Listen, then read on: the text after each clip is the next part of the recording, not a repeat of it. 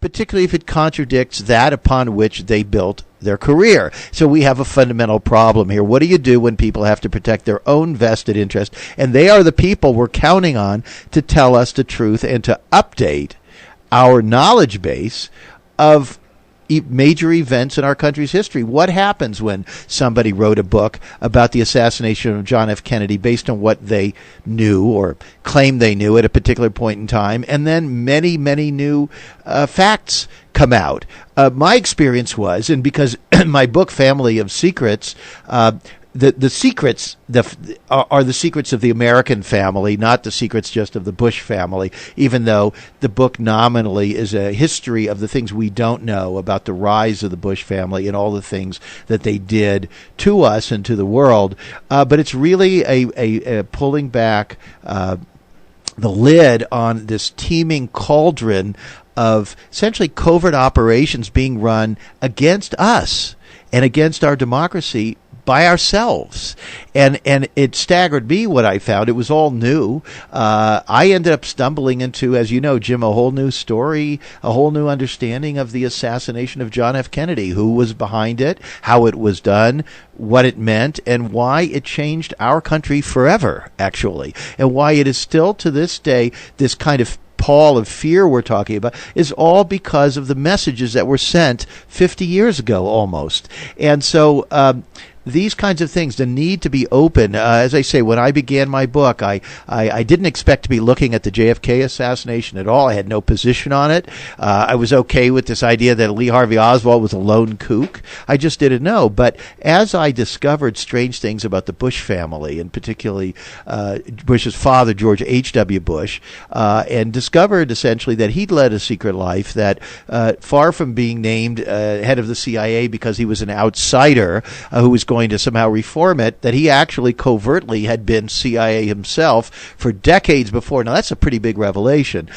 Cannot get that onto mainstream media. Cannot get that into the liberal media. Your favorite liberal left radio TV show on nationally broadcasting will not cover this. They're just, for some reason, this is just too beyond the pale for them. But anyway, once I saw that, and I found out that George H.W. Bush claimed not to remember where he was when he heard that Kennedy had been assassinated. And which all the rest of us remember. Yeah, I found that so fascinating.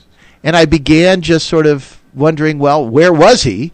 And that took me down this sort of rabbit's hole in several years of research and led to 4, or I think it's 5 chapters in Family of Secrets of all new material on the Kennedy assassination that you won't find in any other book. And that's me coming at it without an axe to grind, without a prior position or disposition on that matter.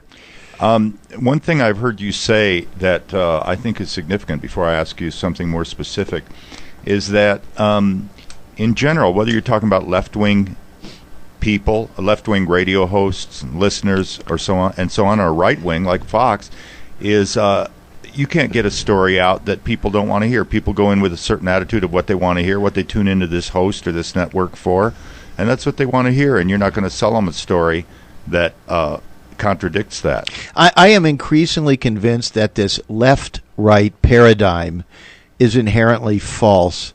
Although there certainly are truths that people who identify themselves as leftists and people who identify themselves as rightists or conservatives, that they disagree on quite a few things.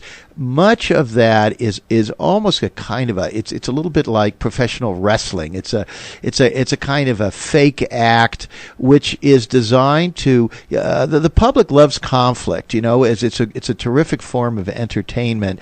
And so when we see everything as being a kind of a street brawl, the Tea Party versus the Occupy movement and so on, what it does, Jim, is like in magic acts. Magic acts, there really isn't magic. It's just somebody doing something. Distraction. That's what it is, and we don't see what's going on. And so this left-right thing, and the way that the liberal left media plays it, is they're actually perpetuating the problems. They are actually perpetuating the dominance of this 1% of 1% because they won't cover the investigative reporting on the mechanisms through which the 1% of the 1% actually stay on top. And they can't. You know why? Because they've got sponsors, big foundations created from oil fortunes and so on, where supposedly the grandchildren have become more liberal and now give money to good causes. But those shows won't touch anything like that.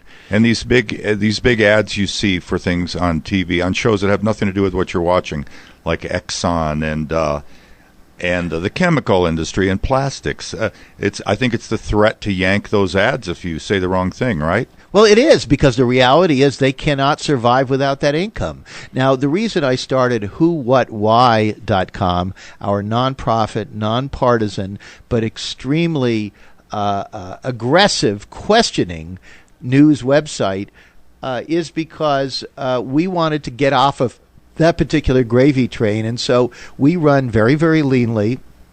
A lot of the people involved with us are volunteers, and we're trying to turn this into a movement, not just a website. And we invite anyone who wants to help to get involved. We'd love to have people of all ages. We'd love to have young people who are just starting out who want to come in and help us do publicity and who, what, why radio and Twitter to reach larger audiences. We need people who are cool and young and know how to do these things to come in and help us be part of our movement and grow it. And so we're very, very different. Our money comes from ordinary people. You can go to our website and click on donate and sign up and say, you know what, I don't make much, I'm struggling myself, but I could give $10 a month to this thing, because if we get a few thousand people each step up with that, we don't need to be running Exxon and chemical industry self promotion.